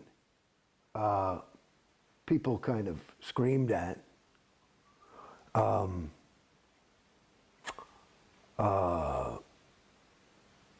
I've never seen that kind of abuse. To me, it's, let's say, you hear my story, and I got out and I've got some sad tales, and maybe I got ripped off for a good chunk of money and this, that, and the other thing. If you look at that as compared to somebody who joins the Sea Org, it's not even comparable. Can you imagine what it would be like to have a person at your beck and call and complete disposal, your slave, who not only was a slave by force, but by you've got them by the mind, not the balls. You got them by the mind. So they're in love with you, devoted to you, to do whatever you want for their entire lifetime. Okay? And you can just get them, so they're working, let's say, just a person working 100 hours probably is what the average Sea Org person works a week. I'd say about 80 to 100 hours a week. What's the minimum wage on that? It's not even minimum wage shit. They build the buildings. They do everything. High-tech stuff. Is it worth at least $75,000 a year? So that's it. And then you get that for 50 years, 40 years, because they get them when they're teenagers. And they've also hired a dentist who takes care of their teeth. They've also hired all these kind of things. It's part of their organization. What is that? That's just millions and millions of dollars worth of free labor. It's not only that, plus your whole life. And what do they get in exchange? They believe that they're saving this sector of the galaxy. And that's enough for them. And they're the few people who have the ethical fortitude to make that kind of a commitment. What's your reaction to the RPF? Those are the rules of the game. But to me, what it is more of a way to control. People end up there if they're, I would think, to some degree they feel getting out of control. And so what do? Is you put more control over them until you got them back in control. And whether that's physical abuse or mental abuse or both, it's what it is. When you're in, did you know the ins and outs of RPF, where families would be split up and people couldn't communicate for months or even years? No, they don't talk about that much. As I got older, when I was in a little bit longer and spent more time, at the upper organizations like Gold, I would hear about things like that and find out. But they try to keep that stuff away from everybody, especially celebrities, because it indicates, you know, the company line is that the Sea Org is made up of OTs. It's a group of OTs, okay? So for these people to fail, it's meaning that OTs are failing. And it's kind of like a one-shot clear joining the Sea Organization, and you have the EPF, which is the precursor, where you get ready. And that is supposed to, when you're finally posted in the Sea Org, the end phenomenon of the EPF, which is called the Estates Project Force, which is basically where you run around and do a lot of physical labor and take a couple of courses. The end phenomenon of that is supposed to be an OT. And which is interesting to me. I've many times blown my stack when I had to get in touch with somebody at Flag. I had to call the president, and of course they've got a new person answering the telephone at Flag.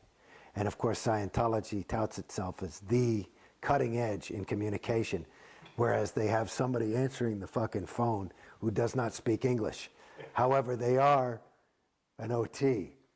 They happen to be an OT from Poland who is now 14 years old and is now the main receptionist for an international fucking hotel. And you call and you say, what the fuck is wrong with this person? Well, they're posted and they should be. It's you got to get that job done. And if their stats are down, I'm sure they're back on the RPF if they hadn't learned to speak English quick enough. And that's not an exaggeration. Insanity.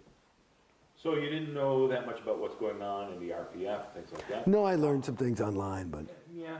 How are you as public kept away from the untheta that's going on in the real world? I mean, if there's, you know, some really negative story about Scientology in the paper or on TV, are you aware of that?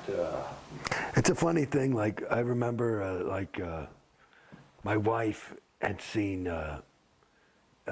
Ted Koppel interview David Miscavige, and she thought that he kind of fucked up, you know, certainly wasn't very OT. And she talked to Susan Watson, who was the president of CC, said, you know, that, and Susan was like, it's almost like gaslighting somebody, you know that expression? Yeah, like, which is, you know, kind of make him seem like are you crazy? Oh, well, you know, he was just doing a tone scale drill because, you know, Ted Koppel. And, you know, just kind of to just not is the thing. I think it's called dead agenting. And it was an interesting thing. I mean, I had a similar experience. Well, just seeing Tom Cruise, you know, acting a little bit in a way that, you know, could distress a lot of people. And they make it into like, well, this is the greatest. Yeah, no, this is good. People just can't handle his level of enthusiasm, you know. And it's a little, okay. So that's the company line, and you go, okay, you know. Even now, when with the release of the Tom Cruise tape and global attention to this, they're trying to spin it as a positive that all these people are coming to our site and learning about Scientology and joining. Right. Whereas the rest of the world is thinking, no, Tom Cruise is nuts. Yeah. Yeah. Well, you know, that's the thing, though. In their own little world, it makes sense. The funny thing is that is a Scientologist talking to Scientologists.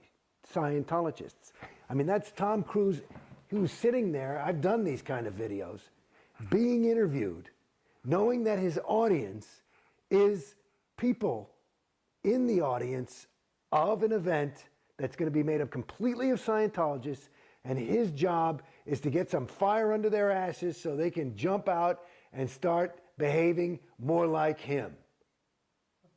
And that's basically what it is. So that is in their universe. You could show that I mean, I think that's an unedited tape, but you know, that's basically him. I mean, I've been around the guy. I've been, you know, I twinned on him in some courses. Shit, I was getting auditing from Marty Rathbun. We were on Turnabout for a month and a half. It was like Tom would go in, then I'd go in. Tom would go in, I'd go in. So, I mean, I spent a little bit of time with him, and that's him. You know, he's a very fucking focused guy, and he's a, I mean, that's what I see. I mean, this guy is not a namby-pamby panty waist. He's a totally dedicated person. I can't call him a friend or know him even, but I can tell you that that's who he is. So if it seems crazy, that's interesting. That seems like the ideal to most Scientologists. And that's an interesting comment. That's what it is. Because they showed that as a, come on, babies, get off your asses. Don't you want to be like Tom? And it's interesting that the rest of the world, who are not caught up in that Truman Show, they see it as, well, what's wrong with this guy? It's crazy. Very much to an outsider, as though your personality is stripped away and it's replaced, your reality rather, stripped away and it's replaced with Scientology's reality. That's what I saw. That's what I've perceived. And the other dangerous thing, I mean, I watched a little of that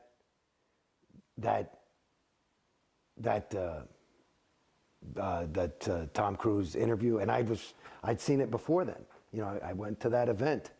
You know, that was an IAS event from where he won the Freedom Medal.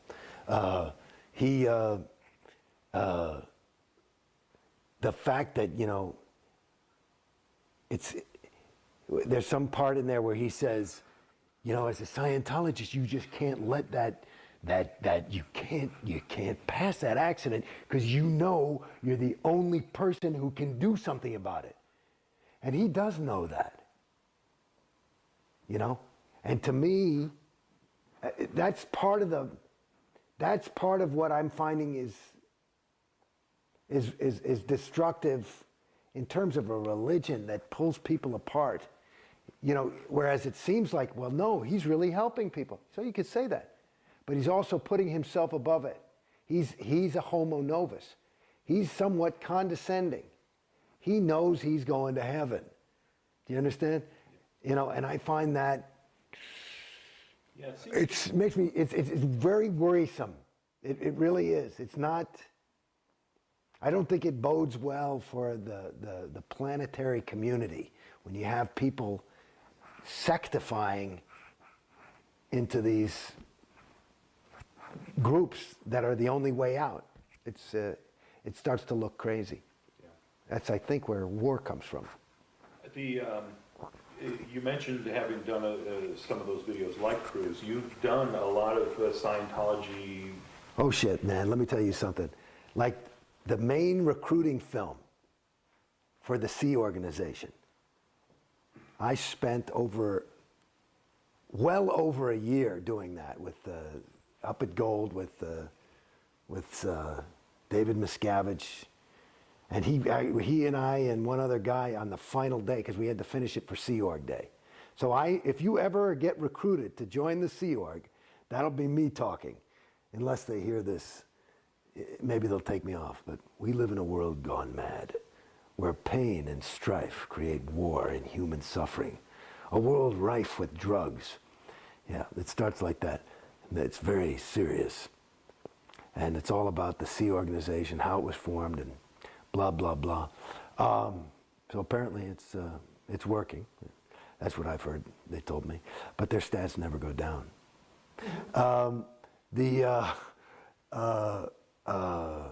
Yeah, then I did, the last thing I did before I left was they did this, I don't know what the hell they were calling it, but it was this big public push.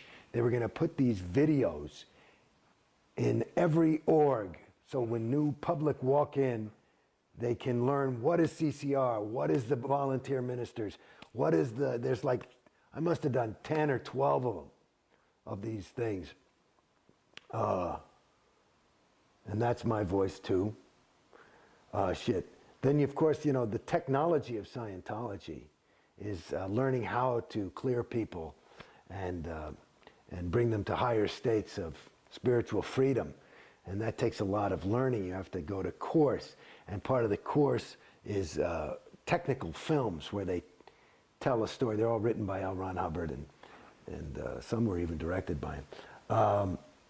But I'm in, Jesus, shit, I don't know, plenty of them. So you think they'll have to purge you now? I don't know if they'll purge me. You know, there was a girl who had left, and they kept her. I mean, they redid the film finally. There's some of them that it'll take a while to redo. I mean, they take us so forever to make a film anyway. I mean, it's shit. I did a little half-hour film for them. It took months. It took months. My experience personally, and what I've observed for myself, is that Scientology is destructive and a ripoff, and that it's very, very dangerous for your spiritual, psychological, mental, emotional health and evolution. I think it stunts your evolution. And joining the Sea Org is the greatest commitment to that. And it requires the greatest amount of commitment from that individual. You know, there's a different standard for a new public, for a Scientology public, an OT public, and then above that is a Sea Org member. And what's required and expected is far beyond. And so the degree to which you have to be completely devoted, and to me, from my perception, the more devoted you are, the more brainwashed you are. The less you are yourself, the more you are just a Scientologist. You know, when I was saying earlier, you know, you become Jason Beghe the Scientologist. Right? Jason Beghe the Sea Org member would be further gone than Jason Beghe the Scientologist. And I hear about some of these hardcore top execs that are now, these are heavy duties in the Sea Org, 25 years, made it to the top, leaving. I would imagine that the, to use your word, decompression for them could be in danger of the bends. I mean, that's some heavy shit to get that far in. I mean, like, to me right now, I'm just getting an inkling of, like, you take an idea about, you know, one of the big concepts in Scientology is overts, which are sins that you've committed. These are naughty things you've done. These are your peccadillos. These are your big, awful secrets that you would never tell anybody. These are some mistakes you made. They can all add up to overts. I'm beginning to get a concept, and maybe part of the reason why I'm doing this is to try and make up the damage for some of the people I've influenced getting into Scientology, because I feel bad. I feel that was bad. That maybe somebody would look to me and say, hey, he's cool, or you know, he's no fool. Whatever the hell they say. And shit, you know, that makes me feel bad. You know, that Sea Org slideshow, shit, COB told me that it's got a whole bunch of people into the Sea Org. It's working like gangbusters. So you ask me if I fully, really faced that without flinching, it would be a tough pill to swallow. I mean, that's some heavy shit. I mean, if you really, or if I really look at that, I mean, that's taking people's lives away. That's enslaving somebody's mind. And when I was talking about being, you know, the levels of ethics, where somebody doesn't even know they're out ethics, shit, baby, we're talking about people who don't even know they're enslaved. That's a hard fucking thing to, I mean, shit, they can create their own reality where they will show up when they're 21 next lifetime and come back. That's fucking feasible.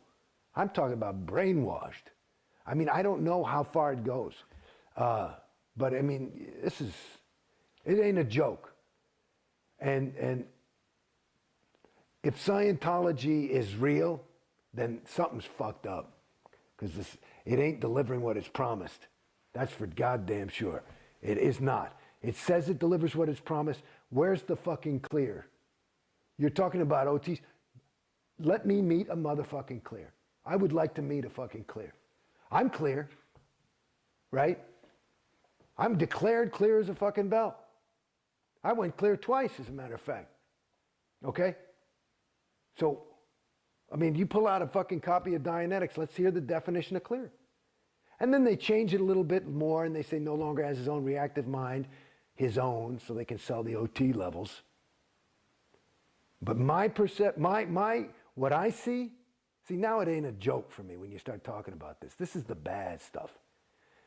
I think, from my own experience and from what I've seen, I think the further up you go up the bridge, the worse you get. That's what I see. Some people are happier, but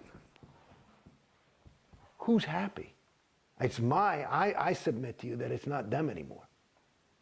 And I know people that are troubled to death. They just finished OT8 and they have migraines. Migraines? A fucking clear doesn't have migraines. It's an OT8, for God's sakes. Migraines? Migraines is an engram that you can handle in... I mean, come on. How do they... And they're still fucking gung-ho and head OT ambassadors and all this shit and running around trying to do the job of the OT8s who are really the powerhouses. And so they believe that. And so they're happy because I'm fucking doing something to save the planet. And they're running around doing this stuff, but it's just like that theta trap. It's just one guy's stuck in a theta trap and he's unhappy, another guy's stuck in it and he's happy. Because he's convinced himself and he's just, I mean, it's awful. What's worse? I'd rather be depressed than that. Than oy, oy, oy. It's sad. I mean. So what would you say to people who are still in? Well, somebody's still in, listen, you got to make your own move. But it's like this. This is, hopefully this will communicate. Like I said before, I used to smoke. I had my little son, and I never smoked in front of my son. But kids are smart. And he'd find a cigarette, and he'd be going like this. And he couldn't even walk. And I said, I got to fucking quit. And I couldn't quit. I tried to quit a whole bunch of times. I found this thing called the easy way to stop smoking. It worked for me, okay? And it was easy. It was very easy. It's part of the whole smoking thing, according to this thing that worked for me, is that it's not as bad as you think it is, okay? And so for somebody who's in, it's as far gone as I say you are, as you go up, it's the difference between waking up and being asleep is the difference between waking up and being asleep. And it's like sometimes when you're asleep, you can still hear the shit that's going around because you're only half asleep. You're not that fucking brainwashed. So I'm here to tell you, this is what I say. Wake up. And you can hear it. There was actually a little process that LRH ran. Some processes are good, okay? And he used to run it, and he says sometimes you can actually cure somebody of insanity, which is what we're talking about. And the command is in tone 40, which means with any possibility of there being the communication not arriving and making the effect intended, is saying to the person, the insane person who's, I'm talking about a fucking, David Berkowitz, and here's the only command, come up to present time. Come up to present time. Because you're not there. And guess what? You are there.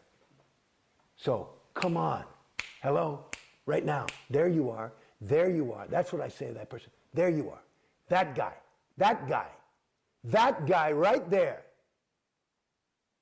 Not what you're thinking. Fuck what you're thinking. Hello, right there. There it is. And it's a no-brainer. So it's not that hard. It's like it really isn't. You know, me, I got out. I mean, it was a slow process, but I know that most of it. Here's what I'll tell you something. This is what I fucking know. I realize when you're doubting, you already know. You're just looking for a bunch, because you're stuck in a world of data. You're looking for data to make it so you can overweigh this data. And guess what? It's not about data. It's about you. I mean, which is exactly what Scientology says. This is because there's the irony. It's about you. It's not about any fucking data. There's nothing to figure out, because you already know. You already know. Beside the fact that all these fucking claims, here's just a thing, if you have just a little thing. All these claims, how about a little bit of fucking evidence? How about some fucking evidence? I'm not talking about prove to me there's God. I mean, it's just some pretty fucking sweeping things of like, well, you know, you have to take responsibility for, salvaging beings. Like this whole Xeno thing is insane. You know what I mean? Do people believe it? Why? Because LRH said it. Just like I was talking about the psychs. There's no fucking evidence. It's just chatter about nothing. There's no fucking evidence. And they call it Scientology. Like it's got some fucking hypothesis and some fucking if-then, and here's the proof, and this is it, and there it is. And the fucking thing, and that's the other thing that I realized listening to all those fucking congresses. This motherfucker, listen, if you're doing some Scientology, some science, you know, you gotta have a bunch of fucking people and you test the fucking thing. What did he do it on? 3 fucking of his friends? Wait, that's it. You're clear now. Okay, let's have a Congress. Because it worked. You changed the wording from come up to present time to come up to present time. And that's a Congress. And it worked on, Joe. So yeah, go try that. And they fucking have these audits. I mean, it's insane. I think he believed it some of the time. You know what I mean? So what would you say to current management? Well, if you're, I don't get it. That's what, I mean, I don't get it. The ones who are like, I don't get it. I mean, the lower level people like that I know in the Sea Org, like, Dave Pettit and stuff like that. Like Dave, I can talk to Dave right now. Dave, you know. You got to justify, you fucking know. That I know, that you know. And if either you're a liar and you're, really evil and just want to get up on top and somehow win the thing, which I doubt, but it's possible. But the other side of it, you know. You know. And it's not just my fucking story, and you know that too. So you know. And so I would imagine, these people that are, you get so justified, and that, like when you get into a group, I would imagine that they have their own little group. And in my opinion, just to use more of that nomenclature from Scientology, another way to say is that the further up the bridge you get, and the further up the Sea Org you get, the more PTS you get. And that you think that PTS is, I'm feeling shitty, or I've got a cold, or I broke my leg, right? You think that's what it is. That's a level of PTSness, at least you're aware something's wrong. When you're sitting there and you're so fucking PTS that you think you're fucking saving this sector of the fucking galaxy, all you can, it's just time, what can you say? Either, hopefully, for your own sake, you're just a plain old SP and you want money and power. If you actually believe that shit, which I don't, because remember, me talking now, you can wake up just like that. If you really believe that, then you're so far gone. I mean, that is that's gone.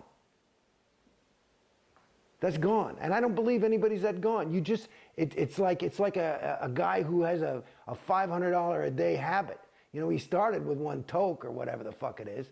It's just more, you start eating more and more of this shit to the point where you believe, and you've got all these things, because I know if you're that far up in the fucking exec management level, you've committed so many fucking overts and justified so many evil fucking deeds, you know it.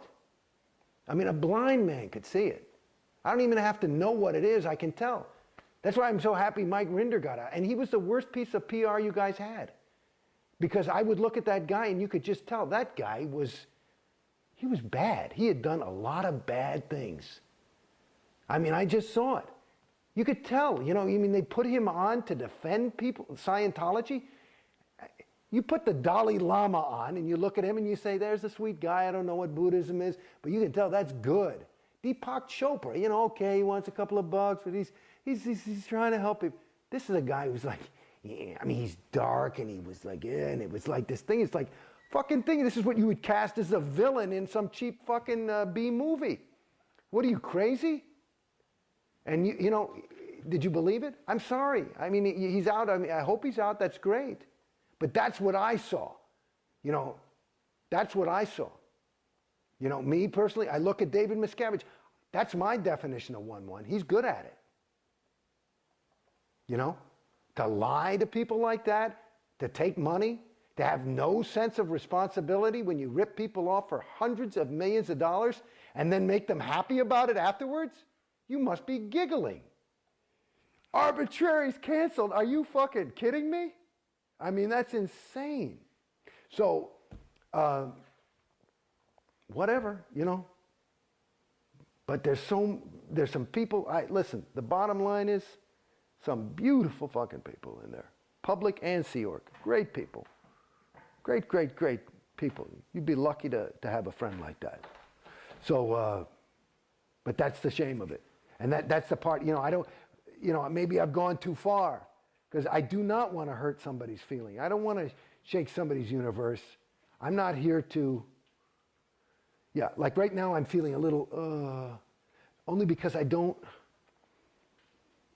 you know, maybe, yeah, well, there's the unsugar-coated version, but it's got a little English on it. And I don't, my intention is not to put English on any of this. I mean, I talk in a way that's full of English, but I'm talking about, like, I don't have an agenda. I don't think. I mean, I just, like most people, I guess I want to help. And I suppose that's why I got into Scientology. That is because I wanted to help. And right now I'm trying to help.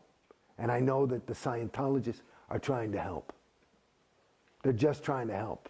I think that's what most people are trying to do, is they're just trying to help.